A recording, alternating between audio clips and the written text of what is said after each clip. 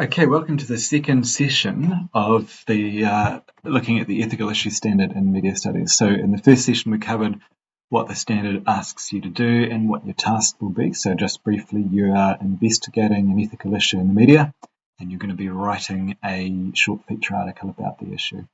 Session 2 covers one particular ethical issue in detail, kind of as an example of how you might approach your research when you come to do the assessment task.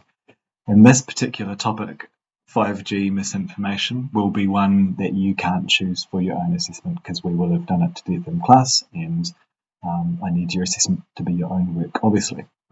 So in this session, I'm going to go through the context of the issue, look at some of the reasons why it exists. You're going to do some research, looking at a few different sources to select some points of view, and then we'll examine what you do for merit, so that's explaining the reasons why the issue exists, and what you do for excellence, which is looking at the consequences of the issue for media producers and or society.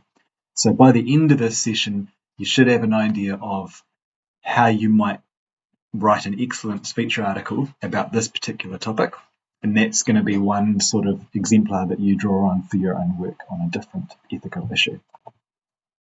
All right, so to be very clear, the issue is not 5G.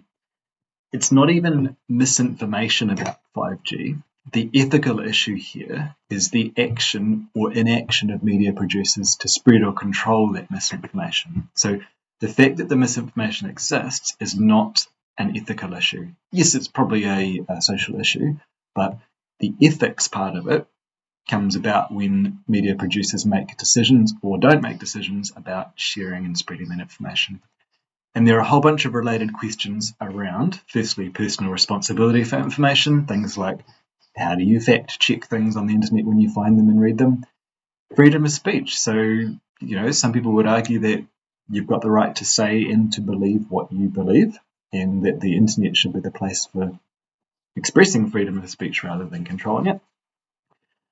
Some of the points of view and some of the questions that we look at around education, so about educating society, media consumers and media producers about how to respond to misinformation. And the final questions probably are about regulation or legislation. So what kinds of legislation or regulation do media producers face when it comes to things like misinformation? So we'll try and cover all of those, but at the core of it, remember, the ethical issue is those choices that media producers make or don't make. Okay. I'm going to pause this here. I need you to go and follow the link. It's a long video. I'm not going to play it here in the clip. But this is the best overview I could find from a reputable source, the BBC being about as reputable as to get these days, on the 5G conspiracy theory. Now, obviously, this comes out of the UK. Some features of the way this issue played out in the UK are different to New Zealand, and many of them are the same, because one of the factors we'll consider later on in this session is that misinformation transcends global boundaries. It's got nothing to do with one particular country, and the nature of the internet means that conspiracies can spread very, very quickly. So some of the features that are shown in this video were mirrored very, very carefully in New Zealand as well. Your research is not limited to New Zealand ethical issues, so you can choose an issue that plays out in another country specifically, or you can choose to draw resources and examples from around the world if you want to. So pause the video, go back to your own slides, or go straight to YouTube and watch this video. I'll do my best to add a link to the video into this video. That'll test my YouTube tech skills. Okay, carrying on. So you've watched the video, you've probably got a view. I wonder if you came across any misinformation about 5G in the last couple of years. I want you to talk with someone else. So ideally, you're watching this video with a classmate.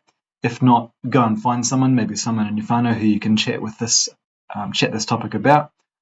If you don't have anyone handy, don't carry on with this session until you've had a chance to form an opinion of your own, and ideally share it with someone else for a bit of kōrero, because we're building our knowledge and building our opinions here as well as exploring the opinions of others. So carry on when you've had a chance to chat this one over. And if you were to take the views of a number of people or a number of organizations into consideration, you could plot them on a graph something like this. So on the vertical axis, we've got how significant people believe the issue is. So I have heard it, misinformation in general kind of laughed off as a trivial thing that people just write comments or yell at their computers online, and it doesn't really go anywhere or mean anything. That would be on the insignificant end. On the other end of that scale are people who believe it is a real issue and is causing real and identifiable harm in society. So the various viewpoints you're going to look at in this session, you can place them on that continuum. And going on the horizontal is kind of a little bit political, a little bit sort of personal values question of whether the point of view is in favour of freedom of speech and therefore no regulation, no controls, or on the other hand, are they in favour of regulating and or controlling the particular misinformation? And any of the issues, especially misinformation, if you choose a kind of misinformation as your research topic, you can plot them on the same graph, and I would use this again in your work as a step to formulating your article.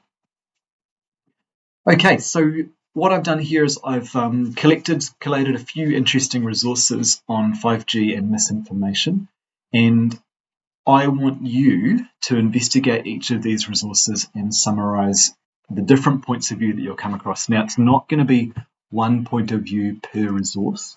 Some of them are very clearly from one point of view, like the Ministry of Health. Frequently asked questions is the point of view of the Ministry of Health. But other ones like the BBC, the David Farrier article, they contain multiple interviews with multiple people who have different points of view. So from those, you're going to be able to extract many, many more than one point of view. The Vodafone one obviously is the Vodafone point of view. The Edge of the Infodemic booklet that we've looked at in class, the publisher of that is the Classification Office, but all of the research in there is based on surveys of New Zealanders. So their survey methodology is explained in the booklet. If you were describing that, like plotting another graph or making notes on it on the table on the next slide, I would attribute that to New Zealanders surveyed, because it does come from New Zealanders who have been surveyed. It's not necessarily the Classification Office's viewpoints, unless you are quoting some of their analysis or opinion, which there is a little bit. Just jumping ahead, you might plot them on a table like this. This is what you're going to do for your assignment, is to do a wee bit of a note-taking table. You might be a little bit more casual with this one, and you might make a few notes or pop them straight onto the graph. So what I'll be doing, I'll be looking at these axes. I'll be drawing a little plot mark, putting a name next to it, maybe it's Vodafone, and you mark on there whether they are in favour of free speech, regulation, whether they think it's a significant issue or insignificant issue. The sixth resource on the list I've labelled as Other, because there is a whole bunch of stuff out there about this, and what I have not included is primary sources from people who are spreading misinformation. And I'm a little bit hesitant to include links to those because I've got to also be responsible as a teacher and an adult, and some of them not only are factually incorrect and misleading, but are potentially harmful. And so I want you to exercise your judgment as to whether you want to go and do any research on Reddit, for example, would be a good place to start. And there are a number of other social networks that you could explore for resources on there. I've been to some of the more public ones, such as Counterspin Media in New Zealand. They don't actually have anything obvious on 5G, but whether you want to do research beyond these ones is up to you. Obviously, you'll know stuff is out there.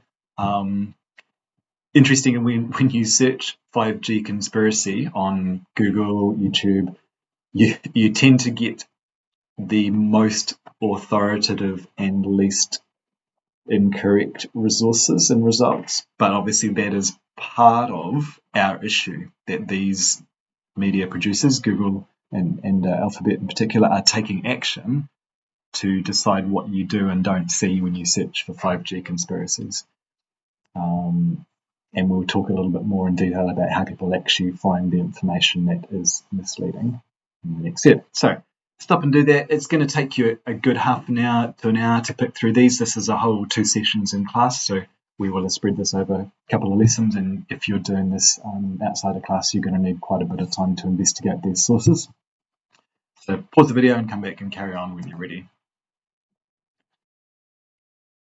Okay, so if you have completed some research from those sources with a number of different points of view describing what are people's viewpoints on the ethical issue, and you've maybe plotted them on the graph showing whether it's significant or insignificant, and you've described whether the viewpoint is in favour of regulation or freedom of speech, then you're ready to have a look at merit. So merit in this assignment is about giving a reasoned explanation, so an explanation with some evidence that supports why the issue exists. So some of the explanations, some of the reasons that you're going to come across are bullet pointed below. Now, what I have not done here is I have not attached these specifically to 5G, because in some ways what's true for one type of misinformation is true for the other. And if you choose misinformation as your research topic, then you can draw on these as starting points. But a reasoned explanation has some evidence, so you're going to need to justify for your issue why these things are true. So the first one being a general feature of the internet is that it's a network, so it's not centrally monitored or moderated.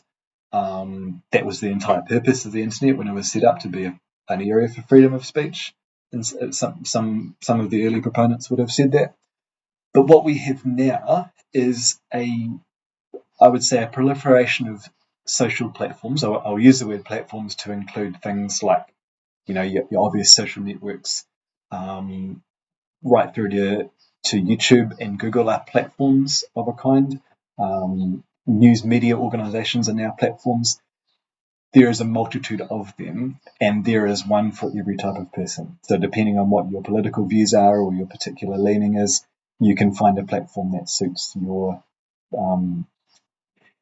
points of view. It's the silo effect of the internet, or the echo chamber, is that depending on how you use the internet, you can find the values that you hold reflected back at you, because you get to choose who you associate with.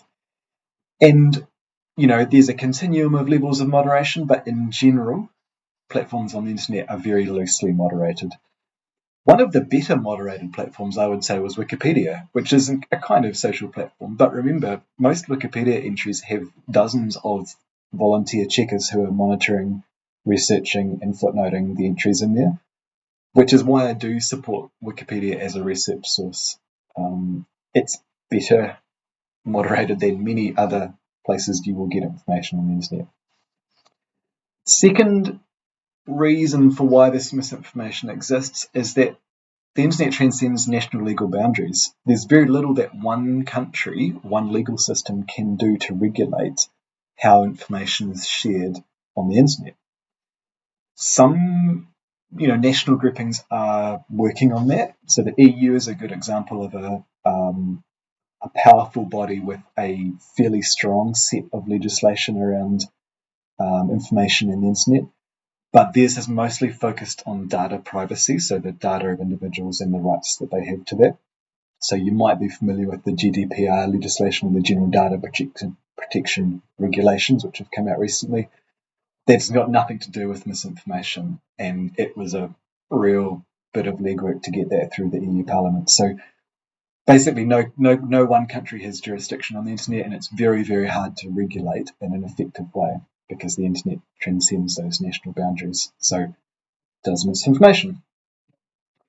The third reason is that most of these platforms, especially social networks that make money from engaging users, the more minutes you spend on Facebook, the more ads you'll see, and the more advertising dollars that Facebook can draw on. So Facebook, as an example, thrives when people are using it, and withers and dies when people aren't on there. And what those networks are looking for is the most engaging content, the stuff that is going to keep people's eyes and fingers glued to their screens.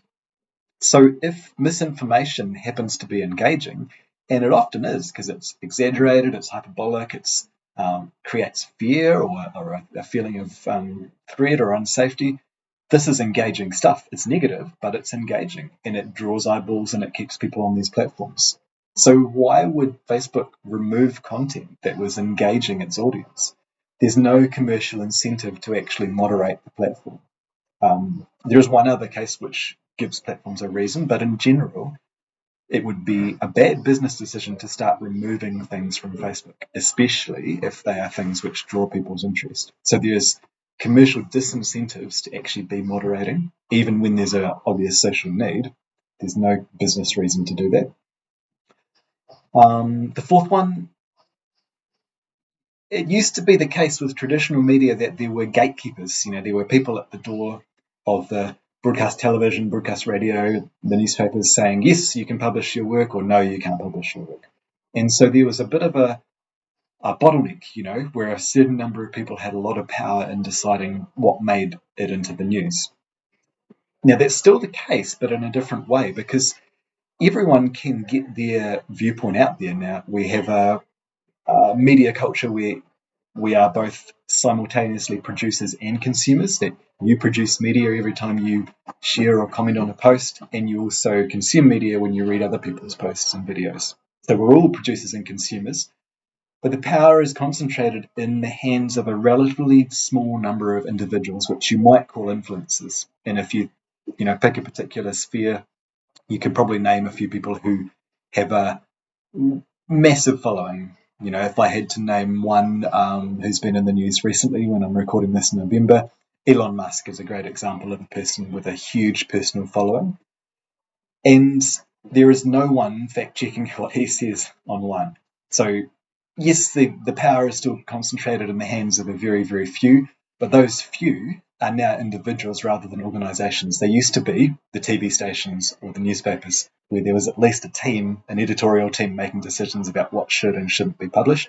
Now there's just one person and their following online. So we have a different hierarchy of power, and it means that those individuals, if they choose to share misinformation, can have a very, very wide reach in a very, very short space of time. The fifth reasoned explanation is about the algorithms that media platforms use. So any platform that has a search function or a news feed or timeline function, behind that is an algorithm selecting what users will and won't see. And those algorithms are basically the backbone of those platforms. They are very commercially sensitive. The code that runs those algorithms is worth billions of dollars, probably in Facebook's case. The way they operate is what you'd call opaque, in that as users and even to some extent as producers, we don't know how those algorithms work. And I would hazard a guess that very, very few people within a social media company would fully understand how the algorithm works. We're getting, on the frontier of artificial intelligence where no one really understands how the thing does its thinking. Some of the algorithms that you deal with when you open up Google or YouTube are getting pretty close to that. But anyway, the algorithms are making choices of what you do and don't see online. And just like the commercial disincentives argument, those algorithms are picking the stuff that's most engaging. So they are going to put in front of you the stuff that really, really draws eyes and ears. And, sometimes there isn't levers in those algorithms to pull to even change that. And if you want a contemporary example, you might be familiar with the Christchurch Call. So that's something that Jacinda Ardern put together after the Christchurch mosque shootings to get a bunch of tech companies on board with actually limiting things like hate speech and misinformation through adjusting algorithms. Very little has happened in that, even in the last 2 or 3 years. So very, very hard to do. The fact that those platforms are run by algorithms rather than real people means that no one really knows what's being shared. The sixth feature kind of runs parallel to the first ones is that as the internet has become the dominant force in information sharing, it has eroded the authority of other social institutions in our society, such as the news media and the civil service. So I don't mean the government necessarily, because the government is made up of politicians, but all of the arms of the government that deliver services, such as the Ministry of Health, the Ministry of Education, they are trusted less than they are now than they were 10, 20 years ago by the wider society, especially journalists. There are a whole bunch of reasons for that, but it means that there isn't really a counter to this misinformation. And I take you back to session one when we saw Jacinda Ardern and Ashley Bloomfield having to deny that 5G causes COVID.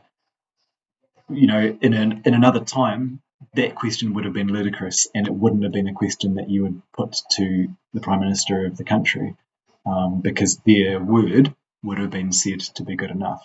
And you can see a whole bunch of cases of this, rumours about the Prime Minister and others that have been spread in the last few years. So at the same time as the internet is becoming the dominant force for information, other institutions like the news media and civil service are being, their authority is being eroded. So those are all things that you would explore for merit, to give some reasoned explanations for why there is an ethical issue here. And you can take the counter case for any of these. So if we didn't have influencers, that would actually reduce the significance of the ethical issue, because there wouldn't be power concentrated in the hands of just a few people. If these platforms weren't run from algorithms, there would be much, much smaller ethical issue, because it would be easier to manage. Part of the ethical issue is that it's actually very difficult to manage misinformation. Excellence. So excellence means picking out the consequences. What do they actually mean? What does it mean for producers in society that the ethical issue exists? Now, it's important here to realise that the issue is not 5G misinformation, it's responses to 5G misinformation. So the consequences that you're going to draw on are from failure to respond. So there has to be an action in there. There has to be an organisational or individual action for it to be ethical. So failure to respond effectively to the spread of misinformation is leading to these things. So let's take a media producer, for example. YouTube is probably a good one that we haven't covered. If YouTube fails to respond effectively to the spread of misinformation about 5G, then these are the consequences. And you can substitute any other media producer in there. And you can also substitute in other entities that might be able to respond, such as governments could legislate. If they fail to legislate effectively, this is what's going to happen. So further erosion of trust in mainstream media producers like journalists, erosion of trust in government and other ministries. There is a threat that if YouTube doesn't effectively moderate the content, that they will be legislated against or regulated in some way from outside. I don't know that any government has the power anymore to really regulate YouTube, and that YouTube and the Google empire are bigger than most countries in terms of budget and power by this point. Particularly attached to 5G, xenophobia, so fear of foreigners, and racism, obviously attacks against ethnicities. That is a real threat in this particular case, because alongside the 5G rollout and the COVID pandemic was the decision by the US and the flow-on decision by other Five Eyes network participants to ban Huawei tech from communications networks in those countries, because it's a Chinese company, and companies in China are bound to follow the directives of the government, which could include giving information about network users. So basically, the US was concerned that Huawei had either created backdoors in all of their tech or could create them, and they could be used for espionage or intelligence gathering against the Five Eyes network. And along that, Donald Trump in the early days of COVID named it the China virus, on the mixed evidence that it was originating in Wuhan or somehow was a product of the Chinese government's bioweapons program. All of those rumours kind of coalesced into him, unfortunately, naming it the China virus. And therefore, a lot of misinformation about COVID and 5G has the potential to cause xenophobia and racism. So another consequence is economic harm. So one might be that people are hesitant about 5G and fail to adopt a technology that has the potential to, make their work more efficient or their life more efficient or lower the energy costs, right up to vandalism and arson. So there was a big spate of destruction of 5G cell towers after some of these misinformation theories were spread online. So actual real destruction of cell towers, tangible harm caused by misinformation. And following on from that, a range of social harm. So this is a divisive issue. You can find friends and whānau who have been separated based on what they believe about the issue, divisions within society about people who believe and people who don't, and obviously actual threats to life from the vandalism and arson that have come about from this. So those are all things you might explore with evidence from your sources to demonstrate excellence in this assessment.